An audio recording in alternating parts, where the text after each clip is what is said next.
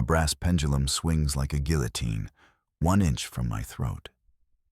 My grandfather's frozen hand still clutches the gold watch, its secrets now mine. The floorboards groan as the house twists time itself, and the chauffeur from 1924 lunges through the window, his glass shard glinting. I swing the bronze bookend. He dissolves into sawdust. The ledger in my palm lists the Thorne massacre victims. The house isn't haunted. It's hungry. And I'm next. The Thorne parlor smelled of wet wool and cedar rot. Elias stepped over a collapsed floorboard, his boots crunching against layers of peeling wallpaper that had curled into brittle gray tongues. In the center of the room, Grandfather Silas sat rigid in his high-backed wing chair, a statue carved from frost and shadow. The old man's skin possessed the translucent sheen of wax, stretched tight over a jaw clamped shut since the first frost. Elias reached out, his pulse thrumming against his collar. The gold pocket watch remained clutched in Silas's right hand, the metal glinting like a predatory eye amidst the gray gloom. He brushed a thumb over the frost-dusted knuckles. The cold bit into his flesh, a sharp, stinging reminder of the winter howling outside the boarded windows. He pried at the fingers. They moved with a dry, rhythmic clicking, the sound of breaking twigs. As the watch slid free, the heavy silence of the house shattered. A metallic groan shuddered through the floorboards, vibrating upward into Elias's teeth. The floor beneath the chair groaned, tilting at a violent angle. Silas's head lolled to the side, his milky eyes rolling upward as the entire parlor began to breathe. Dust erupted from the floorboards in rhythmic puffs, mimicking a frantic heartbeat. Elias gripped the watch, the gold warm and pulsing in his palm, while the walls groaned with the strain of a house suddenly aware of its guest. The floor groaned again, a splintering crack echoing like a gunshot through the hollow rooms. He stumbled, his shoulders slamming into the doorframe as the parlor began to tilt into the dark. He scrambled for purchase, his fingers digging into the rotting mahogany of the doorframe. 1, 2, 3, he whispered, his voice a ragged rasp against the roar of shifting timber. He needed the count. He needed to know where the level ground ended and the abyss began. Behind him, the ceiling groaned, a deep, tectonic sound that suggested the very bones of the Thorne Manor were being crushed by an invisible hand. A massive hunk of plaster fell, exploding like a dry bomb near his feet. The air became a thick, gray soup of pulverized limestone and ancient dust. He squeezed the watch tighter, the cold metal of the casing now radiating a strange, rhythmic heat that matched the thudding of his own heart. The house wasn't just falling apart. It was waking up, and it was angry, and it was... The chaos intensified as a shadow swept across the ceiling. Elias looked up, his glasses sliding down the bridge of his nose. A heavy brass pendulum, easily 3 feet across and sharpened to a wicked edge, tore through the floor of the room above. It swung with a terrifying, low-frequency hum that vibrated in Elias's marrow. He threw himself flat against the grit-covered floor just as the blade hissed through the space his head had occupied a second before. The wind of its passage smelled of old pennies and ozone. 4, 5, 6, he choked out, pressing his cheek into the dust. The pendulum sliced into a heavy velvet sofa, spraying stuffing into the air like a burst of snow. "Elias! Elias, get out of there!" The voice belonged to Sarah. She appeared in the arched doorway of the parlor, her face a mask of sheer terror. Her canvas jacket was coated in a fine layer of white powder, and she was clutching the doorframe so hard her knuckles were white. She didn't move toward him. She couldn't. The floor between them had buckled upward, creating a jagged ridge of splintered oak. Elias crawled toward her, his knees scraping against the jagged edges of the floorboards. The driveway, Elias. She screamed over the screeching of the house. It's gone. I tried to run back to the car, but the gravel, it just turned to mud. Not mud, swamp. It's like the woods are swallowing the road. There's green water everywhere, and trees that weren't there 10 minutes ago. We're cut off. Elias reached the ridge and hauled himself over, his breath coming in jagged hitches.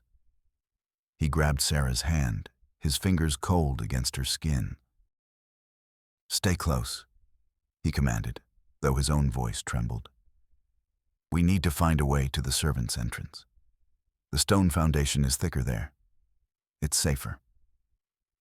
He didn't believe it, but he needed a plan. He needed a sequence. He looked back at the parlor. The chair where Silas had sat was gone, swallowed by a hole that led into a basement that seemed far deeper than the house's blueprints allowed.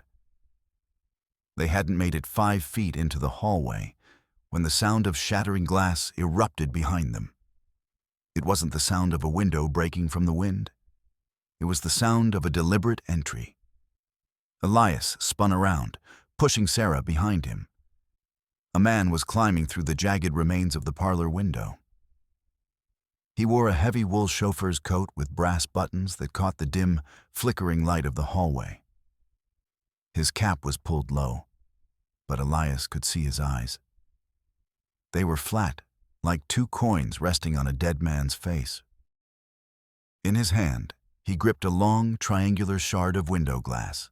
The man didn't speak. He didn't even breathe. He simply lunged. Elias barely had time to react. He swung his heavy leather satchel, catching the man's arm and diverting the glass shard. The point of the glass whistled past Elias's ear, slicing a thin line through the air. The attacker was fast, moving with a mechanical, jerky grace that reminded Elias of a film reel skipping frames. Sarah screamed, stumbling back against a pedestal that held a marble bust. "Sorry, oh, sorry," she cried out as she knocked the bust over. Elias ignored her, his focus entirely on the man in the coat. He reached out blindly, his hand closing around a heavy bronze bookend that had fallen from a nearby shelf. It was shaped like a rearing horse, cold and solid. As the chauffeur lunged again, his face twisted into a silent snarl. Elias swung the bronze with everything he had. The impact was sickening, a dull, wooden thud that felt wrong. The man collapsed, his head hitting the floorboards with a sound like a sack of grain being dropped. Elias stood over him, chest heaving, his glasses lopsided. He waited for the blood. He waited for the groan of a wounded man. But there was only silence. He knelt down, his hand trembling as he reached for the man's neck to check for a pulse. "Elias, don't," Sarah whispered, her voice trembling. He ignored her. He touched the skin of the man's neck. It wasn't skin. It felt like dry parchment, brittle and cold. As he watched, a crack appeared near the man's ear. Then another. The chauffeur's face began to flake away, not in drops of blood, but in tiny squares of gray paper.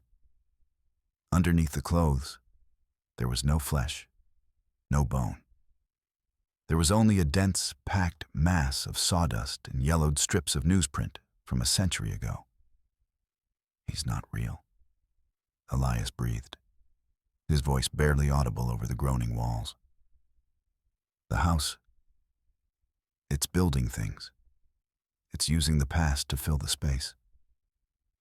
He looked down at the gold watch still clutched in his left hand.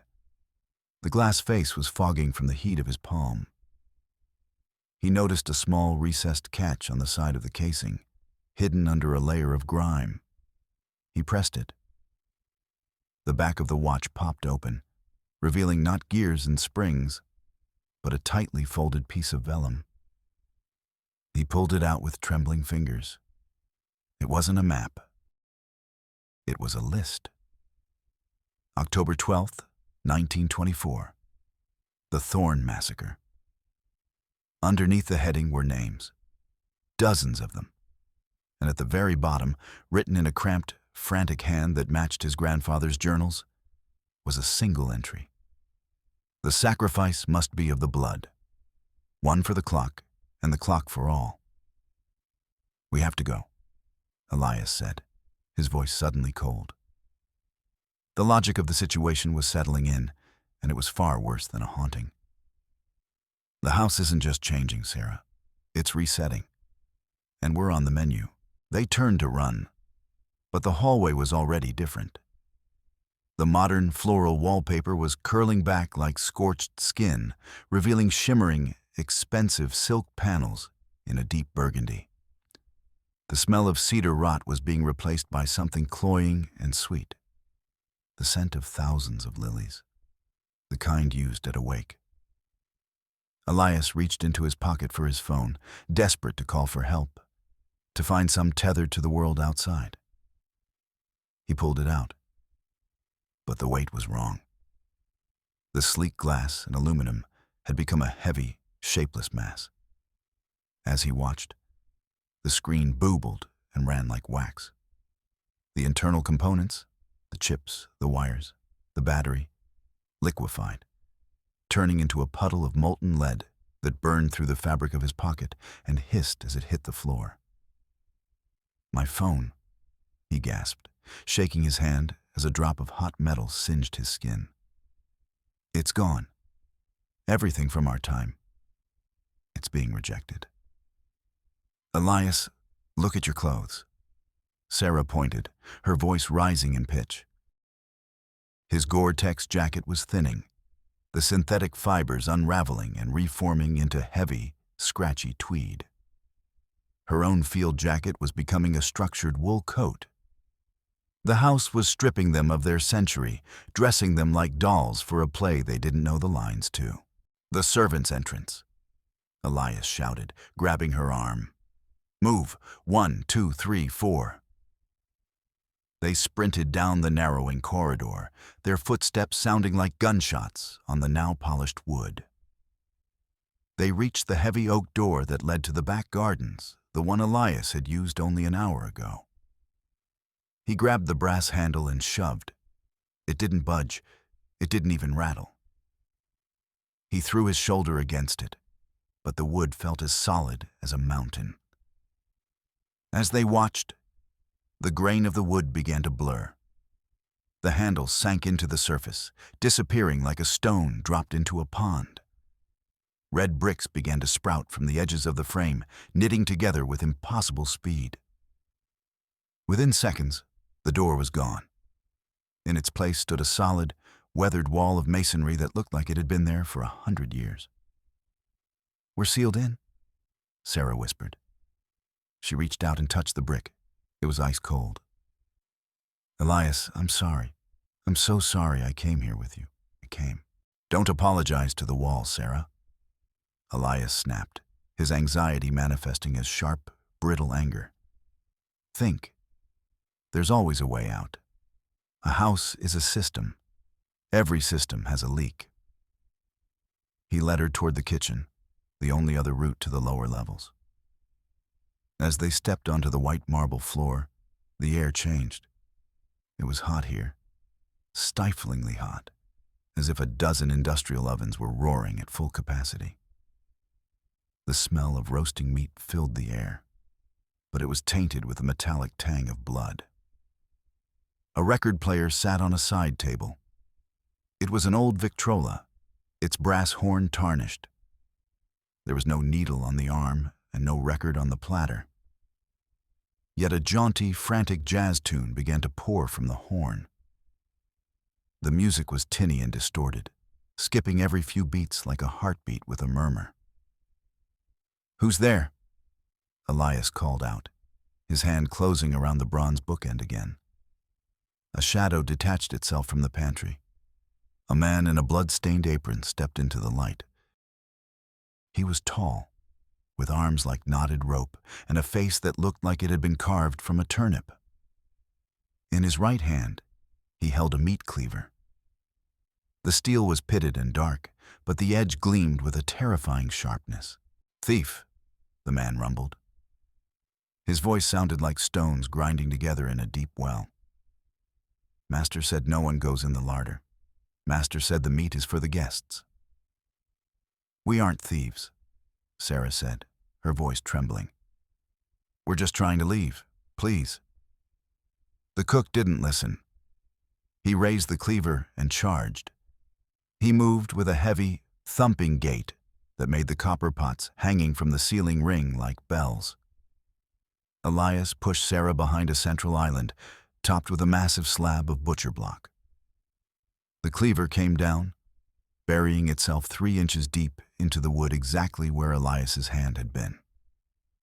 Elias scrambled back, his boots slipping on a patch of spilled grease.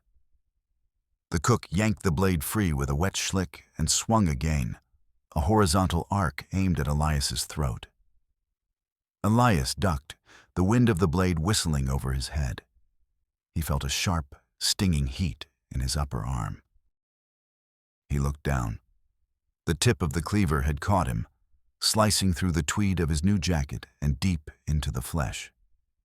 Blood, real, red, hot blood, began to soak his sleeve. "Elias!" Sarah screamed. The cook was winding up for a third strike, his eyes fixed on Elias with a dull, murderous intensity. Elias looked around, his mind racing through the physics of the room. Behind the cook stood a massive, antique icebox, a towering cabinet of oak and galvanized steel, filled with hundreds of pounds of cooling blocks.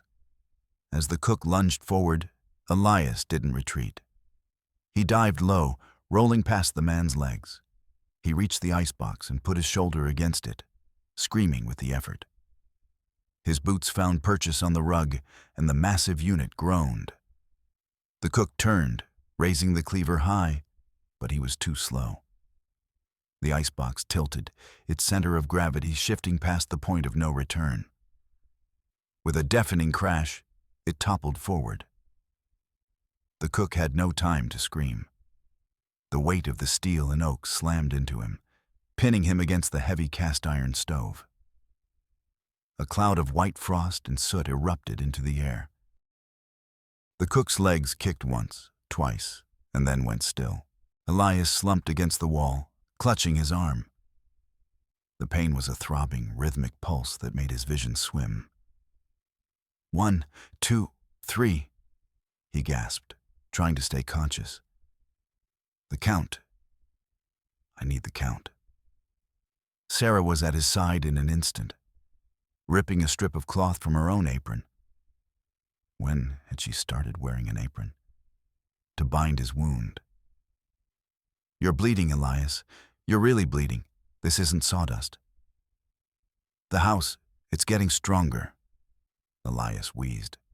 It's incorporating us. The closer it gets to the time of the massacre, the more real everything becomes. He stood up, leaning on Sarah for support. They stumbled out of the kitchen and into the grand dining room. The long table was set for 40 guests, with crystal glasses that caught the flickering light of 100 candles. At the far end of the room, a massive oil painting hung above the sideboard. Sarah stopped dead. Her hand flew to her mouth. Elias. Look, Elias squinted through his cracked glasses. The painting depicted a group of people in 1920s formal wear, gathered around this very table. In the center sat a young man in a tuxedo. He was holding a glass of champagne, a slight, confident smile on his face. The man was Elias. Not a resemblance, not a coincidence. Every line of the jaw, the specific way the eyes sat behind the spectacles, the small mole near the left ear. It was him. That's impossible, Elias whispered. He stepped closer, his blood dripping onto the pristine white tablecloth. That painting is 100 years old. It says his name at the bottom. Sarah said, her voice barely a breath. Elias looked at the brass plaque on the frame. Elias Thorne Miller, October 12th, 1924. the first to fall. A cold, hollow dread opened up in Elias's chest. He wasn't a guest. He wasn't a researcher. He was a piece of a puzzle that had been waiting a century to be slotted into place. The watch in his pocket began to tick, a loud, metallic sound that seemed to echo through the very walls of the house. Tick, tick, tick, the grandfather clock in the foyer began to chime. The sound was deep and mournful, vibrating through the floorboards and into Elias's teeth. 1, 2, 3. He counted the chimes, his heart sinking with every one. 9:30, the house shivered. The air, which had been heavy with the scent of lilies, suddenly became electric. The dim, flickering light of the candles exploded into a brilliant, warm glow. The dust on the floor vanished, replaced by a high-gloss sheen. The silence was shattered by the sound of laughter. Dozens of voices, high-pitched and brittle, rising from the empty air. Suddenly, the room was full. Men in tuxedos and women in shimmering flapper dresses materialized around the table. They weren't ghosts, not in the way Elias had imagined. They looked solid, vibrant, their skin flushed with wine and excitement. They ignored the bleeding man and the terrified woman in the corner.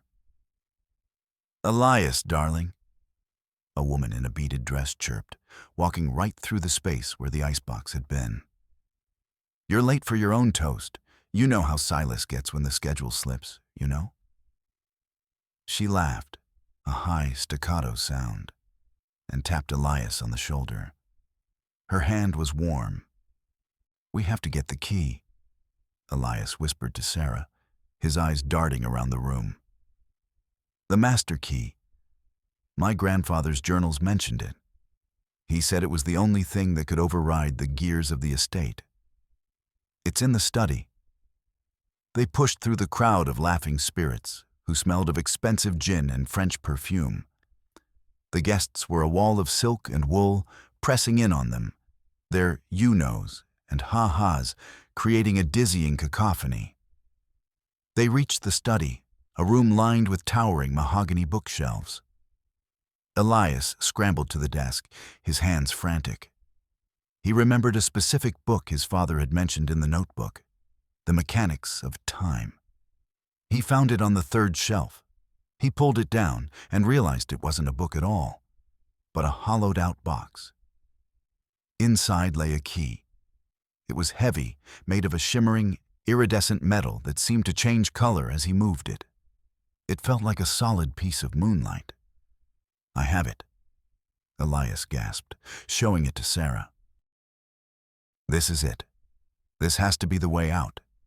If I can get this to the front door, I can unlock the present. I can break the loop." He felt a surge of hope, a bright, hot spark of professional triumph. He was the investigator. He had found the evidence. He had solved the crime. He grabbed Sarah's hand, and they bolted back toward the foyer, the key clutched in his fist like a talisman. "We're going to make it," Sarah cried, a sob of relief breaking through her voice. "We're going to be okay."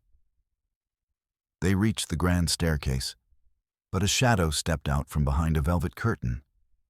It was Thomas Miller, the groundskeeper. He didn't look like the other guests. He didn't have their vibrant party glow. He looked like a man who had been buried alive and had spent decades digging his way out. His skin was the color of old leather, his eyes sunken and yellow. In his hand, he gripped a heavy, rusted hunting axe. The blade was notched and stained with something dark and dry. He looked at the watch in Elias's pocket, then at the key in his hand. A low, discordant hum began to vibrate in the air, the funeral dirge. "That's mine," Thomas rumbled.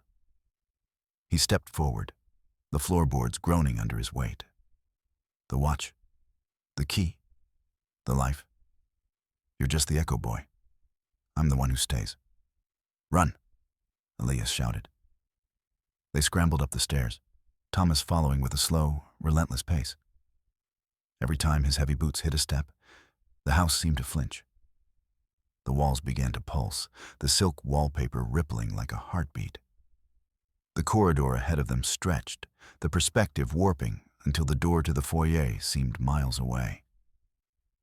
"The key, Elias. Use the key," Sarah screamed as they reached the massive, iron-bound front door. Thomas was at the top of the stairs now, the axe raised over his head. He was humming louder, the sound drowning out the ticking of the watch. Elias shoved the master key into the lock. It fit perfectly. He turned it, expecting the sound of a heavy bolt sliding back, expecting the smell of fresh night air and the sight of the Hudson Valley woods. The door swung open. Elias and Sarah recoiled. There was no woods. There was no road. Beyond the threshold lay a vast, featureless void of white light. It was a silent, screaming abyss that hurt the eyes to look at. There was no wind, no sound, no temperature. It was the end of the world. Elias looked down at his hand. The key was gone. It had dissolved into the white light. But the gold watch. The gold watch was no longer in his pocket. It was under his skin. He could see the circular outline of the gears pressing against the back of his hand, the metal fusing with his bone. The ticking was no longer a sound. It was a physical vibration in his nervous system. "I remember," Elias whispered, his voice cracking. "Oh God, Sarah. I remember now." The memories hit him like a physical blow. He hadn't just arrived an hour ago. He had been here 1,000 times. He had found the key 1,000 times. He had opened the door 1,000 times. Every time, he thought he was winning. Every time, he thought he was the hero of the story. But he was just a gear in the machine. "The loop," he gasped, falling to his knees as the watch under his skin began to glow with a dull, sickly heat. "The key doesn't open the door to the world, Sarah. It opens the door to the next cycle. I'm not breaking the house. I'm winding it." Thomas Miller stood over them, the axe gleaming in the white light of the void. He wasn't smiling. He looked tired. 10 o'clock, he said, his voice a dry rasp. "Time for the toast." Elias felt his body go rigid. His muscles were no longer his own. An invisible force, the sheer, crushing weight of the house's will, yanked him to his feet. He watched, a prisoner in his own skin, as his legs began to walk him back toward the dining room. "Elias, stop!" Sarah cried, grabbing his arm. He didn't even look at her. He couldn't. He walked with a stiff, military gait, his heels clicking against the floorboards. He entered the dining room and took his seat at the head of the table. The guests cheered, raising their glasses. "To Elias," they shouted in unison. "The first to fall." The grandfather clock began to chime the hour. 10 o'clock. Elias sat paralyzed, his eyes fixed on the sharp marble edge of the fireplace across the room. The pain in his hand was agonizing, the watch gears grinding against his metacarpals.